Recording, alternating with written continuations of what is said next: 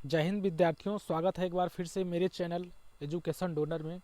तो विद्यार्थियों, जैसा कि मैं बता चुका हूं, मेरे द्वारा पहले ही हिंदी और गणित का मॉडल पेपर आपके पास भेजा जा चुका है। तो आज मैं आप सभी के लिए विज्ञान का मॉडल पेपर ला रहा हूं, जिसमें आपको प्रतिदर्श, ये तो जानते ही हैं, कक्षा 10th क्लास में 3 घंटे और 15 मिनट का समय मिलता है और 70 पूर्णांक होते हैं।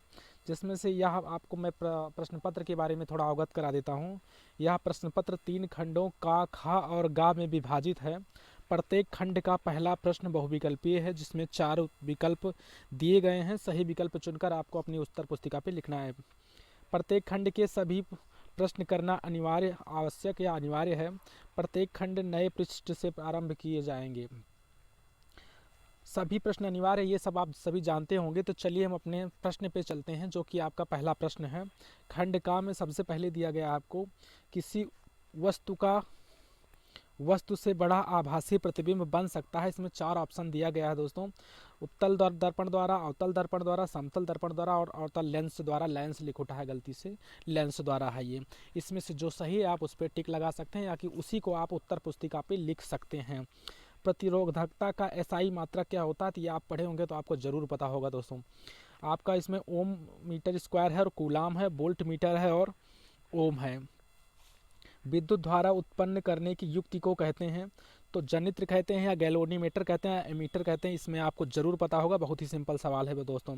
अभिनेत्र लेंस की फोकस दूरी में परिवर्तन किया जाता है। क्या परिवर्तन किया जाता है? पुतली द्वारा किया जाता है, या पश्चमभाभी द्वारा, या कि दृष्ट पटल द्वारा, या परितालिका द्वारा। इसके बारे में आप सभी को जरूर पता होगा यदि आप पढ़े होंगे तो। सेकंड प्रश्न आपका होता है, सेकंड प्रश्न नंबर 2 का है, वाहनों में किस प्रकार के दर्पण का पश्च दृश्य देखने के लिए के रूप में वरीयता दी जाती है और क्यों दी जाती है। और उसके बाद खा वाला आपका प्रश्न है, किसी अवतल लेंस की फोकस दूरी 15 सेंटीमीटर है। वस्तु को लेंस से कितनी दूरी पर रखें कि इसके द्वारा वस्तु का लेंस 10 सेंटीमीटर दूरी पर प्रतिबिंब बने। गोलीय दर्पण का अगर आप जानते हो तो ये जरूर इस सवाल को जरूर लगा पाएंगे बच्चों। और उसके बाद अगला है हमारा जरा दृष्टि दोष, यानी दृष्टि दोष से संबंधित जो भी चैप्टर है। दृष्टि दोष क्या है और इसका निवारण कैसे होता है, तो दूर दृष्टि दोष, निकट दृष्टि दोष को आप जरूर जानते होंगे। इसके बाद प्रश्न नंबर 3 का है, प्रकाश के परावर्तन का नियम लिखना है आपको। प्रकाश का परावर्तन का क्या नियम होता है। और 20 सेंटीमीटर वक्रता त्रिज्या वाले अवतल दर्पण के सामने 5 सेंटीमीटर दूरी पर और 15 सेंटीमीटर दूरी पर कोई वस्तु रखने पर प्रत्येक स्थिति में प्रतिबिंब कहाँ और कैसे बनेगा, इसे आपको ज्ञात करना, जो कि आपका 4 नंबर का है प्रश्न। इसी में अथवा लगाकर है, या तो आप इसको कीजिए या नीचे वाले को कीजिए। लेंस क्या होता है, प्रकाशित गुणों के आधार पर यह कितने प्रकार के होते हैं, उत्तल लेंस की प्रथम फोकस तथा लेंस के बीच पर यह वस्तु के प्रतिबिंब का किरण आरेख खींचकर आपको दर्शाना है। इसके बाद आपको खा वाला प्रश्न इसमें दिया गया, किसी चालक का प्रतिरोध किन कारकों पर निर्भर करता है, कि दिए गए पदार्थ के किसी लंबाई ए और तार की मोटाई 4 ओम और इसके पदार्थ के किसी अन्य तार का प्रतिरोध क्या होगा, जिसकी लंबाई 1/2 और मोटाई 2a है। यह आपके विज्ञान का सवाल है, जो कि विज्ञान में है भी, पूरा मुझे ध्यान भी है दोस्तों। इसके बाद विद्युत विभवांतर की परिभाषा का मात्रक लिखिए। 10 ओम, 20 ओम और 30 ओम के प्रतिरोध यदि समांतर क्रम में जोड़ दिए जाते हैं तो समतुल्य प्रतिरोध की गणना की जाए। बहुत ही सिंपल है, R1 R2 करके आपको इसमें लगाना होगा। विद्युत मोटर, मोटर तो आप सभी जानते हैं, इसका नामांकित चित्र खींचकर इसकी कार्यविधि को आपको स्पष्ट करना होगा। परिनालिका किसे कहते हैं, परिनालिका तो आप जानते होंगे। परिनालिका चुंबक की भांति कैसे व्यवहार करती है, किसी क्षण चुंबक की सहायता से विद्युत धारावाही परिनालिका के उत्तरी एवं दक्षिणी ध्रुव का निर्धारण कैसे किया जाता है। खंडका की ओर चलते हैं दोस्तों। खंडका में दिया गया है आपको, ZnCSO4 और ZnSO4 प्लस Cu की रासायनिक अभिक्रिया किस प्रकार की है। यह संयोजन है, या वियोजन है, या विस्थापन है, या द्विविस्थापन है, इसके बारे में आप जरूर बताइएगा। खा में आपको दिया गया है, खा में आपको है, जल की कठोरता को हटाने के लिए निम्न में से किसका प्रयोग किया जाता है। तो जल की कठोरता किसके द्वारा समाप्त किया जाता है, इसको आपको जरूर पता होगा। जो पता होगा उस पर आप टिक लगाइए। निम्नलिखित में से कौन से, किस यौगिक में OH का क्रियात्मक समूह है, ब्यूटेनॉल या कि ब्यूटेनाइकम या ब्यूटेनल में है। इसमें से आप जो सत्य है उस पर टिक लगाएंगे। रेडॉक्स अभिक्रिया, रेडॉक्स अभिक्रिया किसे कहते हैं, या जरूर आप पढ़े होंगे, पहले ही चैप्टर में है आपका रासायनिक अभिक्रियाएं में। रासायनिक अभिक्रिया का उदाहरण देकर स्पष्ट कीजिए। बेकिंग सोडा बनाने की विधि तथा उपयोग लिखिए, कि बेकिंग सोडा कैसे बनता है और उपयोग क्या है इसका। आधुनिक आवर्त नियम क्या है? आवर्त सारणी के आवर्त से दाएं परमाणु त्रिज्या का क्या परिवर्तन होता है, जाने पर क्या होता है? उसके बाद निम्नलिखित का IUPAC नाम लिखना है दोस्तों, जो कि आपको दिया गया है CH3 और बीच में मेड केंद्र में आपका C है, तो इसको आप देख ही सकते हैं। अगला हम देख रहे हैं खा वाला संक्षारण किसे कहते हैं? जंग लगना संक्षारण कहलाता है। धातुओं को संक्षारण से रोकने की विधि क्या होती है, आप जानते ही हैं। निम्नलिखित पर टिप्पणी लिखिए। कार्बन यौगिक में प्रतिस्थापन अभिक्रिया, साबुन की सफाई की क्रिया, समजातीय लिखना है आपको, इन पर सब पर टिप्पणी लिखना है।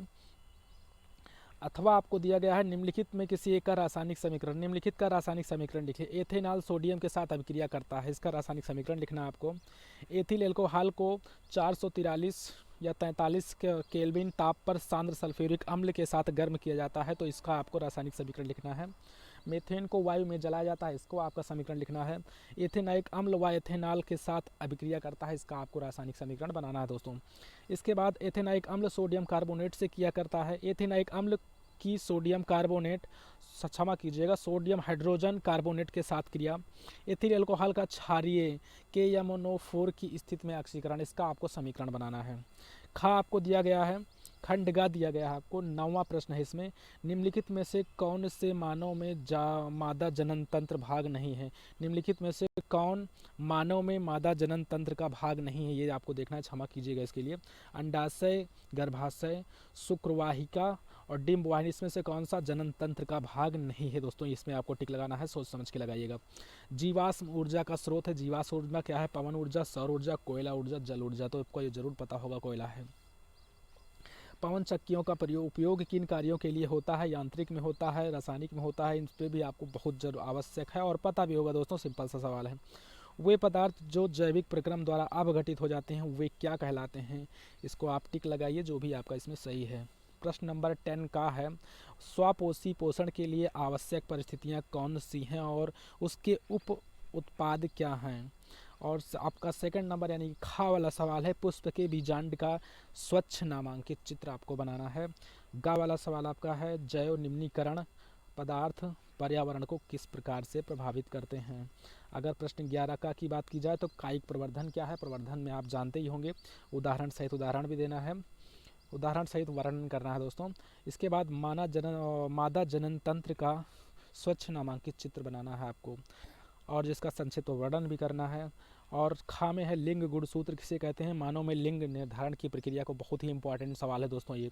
जीवाश्म में क्या है? वे किस प्रकार से प्रक्रम के विषय को दर्शाते हैं? ये भी आपका 100% इंपॉर्टेंट होने वाला है। अगला है मानव पाचन तंत्र का नामांकित चित्र बनाकर अमाशय एवं क्षुद्रांत में होने वाली पाचन क्रिया को समझाइए। अथवा लगाकर है, पादप में परिवहन से आप क्या समझते हैं? पौधे एवं जल तथा भोजन के अन्य पदार्थों के परिवहन स्थानांतरण को स्पष्ट कीजिए। तो ये रहा आपका 10th क्लास का विज्ञान का मॉडल पेपर। तो ऐसे ही अन्य मॉडल पेपर पाने के लिए हमारे चैनल को ज़रूर सब्सक्राइब कीजिए। मेरे द्वारा हर हफ्ते नया मॉडल पेपर आपको प्रोवाइड किया जाता। हो सकता है दोस्तों कल की डेट में मैं मैथ का नया मॉडल पेपर अपलोड करूँ, जिसको आप ज़रूर देखिए। इसमें से दिया हुआ कोई ना कोई मॉडल पेपर आपको ज़रूर मैच मिलेगा। थैंक यू, जय हिंद, वंदे मातरम।